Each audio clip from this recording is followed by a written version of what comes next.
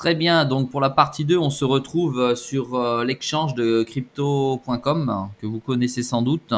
Je vais donc transférer quelques BTC, milli BTC sur mon compte qu'on peut voir ici avec 0,0000275 milli BTC, c'est-à-dire absolument rien. Je vais transférer directement de mon compte des milli BTC pour que je puisse effectuer le trade que je souhaite effectuer. Alors j'essaye de faire mon transfert parce que c'est toujours compliqué sur crypto.com visiblement pour faire les transferts de compte à compte. Alors je suis avec l'appli ouvert. J'essaye d'envoyer vers l'exchange. Ah bah voilà, c'est bon, c'est parce que c'était pas pris. Voilà, alors là ça confirme. J'envoie 0,05 milli BTC. Voilà, ça m'indique que c'est OK sur le transfert du téléphone et ça devrait arriver directement en interne. Je ne sais pas si ça passe par la blockchain quand on est sur crypto.com à crypto.com. Je vais donc réactualiser. Ici, je devrais voir mes BTC augmenter normalement. Voilà, 0,05 et on voit que ça m'a rien pris, donc on passe effectivement pas par la blockchain lorsqu'on se fait un transfert de son compte classique crypto.com qu'on a sur le mobile à notre exchange. D'accord, qui est le même exchange. Voilà, donc là maintenant j'arrive dessus. J'ai eu mon deposit, c'est bon.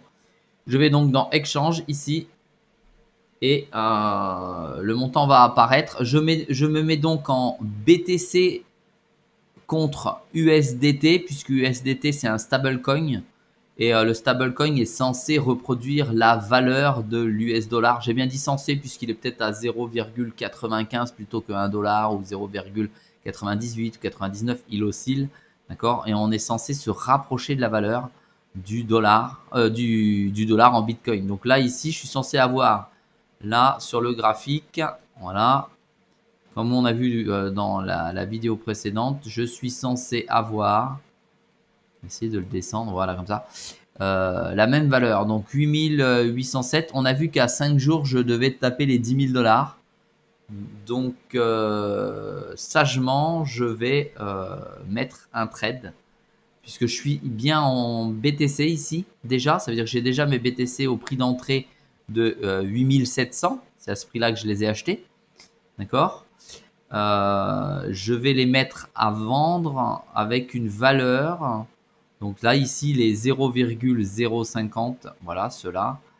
Je vais les mettre à vendre avec une valeur ici pour voir ce que ça donne de 9500 dollars.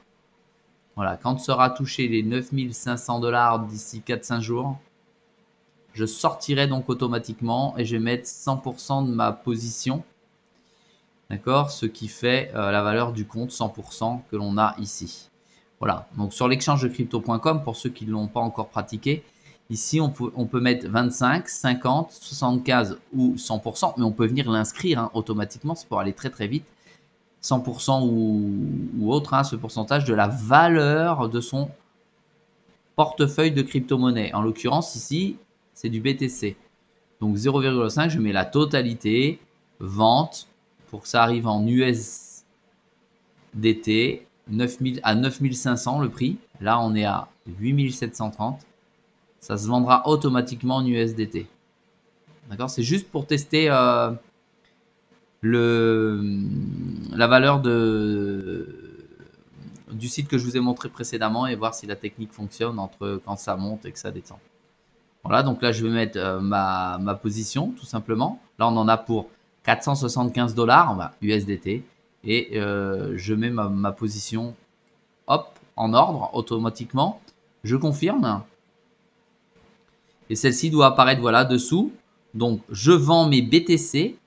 Quand ceux-ci arriveront pour une valeur d'USDT à 9500, pour cette valeur de compte aujourd'hui, d'accord, je récupérerai 475,01 BTC. Voilà ce qu'il va se passer.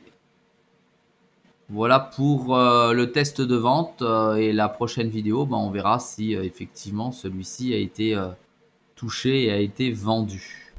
La valeur du compte, bon, ça fait pas énormément de valeur de différence, hein. On est à 8757, il y a 500. C'est une valeur pour 1 BTC, donc ça va augmenter de quelques milli USDT. Voilà. Mais c'est pour tester. Aujourd'hui, mon compte me prend en fee, donc en pourcentage, c'est important. C'est une somme importante chez crypto.com, c'est-à-dire c'est cher, 0,20. D'accord. Alors sur Crex24, si vous regardez d'autres vidéos, on est à 0,10 en aller pour les deux. C'est pas du tout la même chose. Voilà pour cette vidéo. Ben, je vous invite à regarder la partie 3 de la tentative de stratégie. Et celle-ci devrait sortir à la hauteur de ici, dans cette position-là. C'est ce que j'ai mis sur le trade. Voilà.